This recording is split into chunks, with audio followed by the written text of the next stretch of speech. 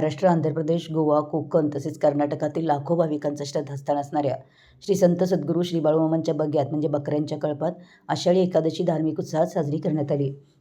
संत सद्गुरू बाळूमामांचे बकऱ्यांचे 19 बगे म्हणजे कळप असून या बग्यांमध्ये वाळंग म्हणजे ढोलवादन, बाळूमामांच्या जीवनावर आधारित ओवी गायन, हरिजागर, भजन, कीर्तन, प्रवचन, गजनृत्य, बकरी मनवणे आदी कार्यक्रम झाले। महाराष्ट्रातील 11 जिल्ह्यातील केम हिवरगाव, पिंपळवाडी, निंबळक, मार्केट यार्ड, हिरेबुद्रुक, नागवडी, वडनेर, चोरखळी, कोराळ, नाटेपुते, येडेशीवाडा, बोरीभडक, तरंगवाडी, टेंभुर्णी, घोलपवाडी, सोनके, तिरंगी, केडगाव, चौफळा या गावात आज आषाढी एकादशी बकऱ्यांच्या तळावर साजरी करण्यात आली।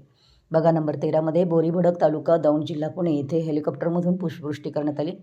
हा सोहळा डोळ्यात साठवण्यासाठी हजारो भक्त त्या ठिकाणी उपस्थित होते। यावेळी रिंगण सोहळा, प्रवचन आदी धार्मिक कार्यक्रम पार पडले। यावेळी प्रत्येक बग्याचे कारभारी, बकऱ्यांच्या सेवेसाठी असणारे मेंढके, हजारो भाविक उपस्थित होते। सकाळी आरती झाल्यानंतर द्वादशीचा प्रसाद घेऊन भाविक आपापल्या गावी रवाना झाले। मराठी एस न्यूजसाठी मुरगुडहून सर्जेराव भाट।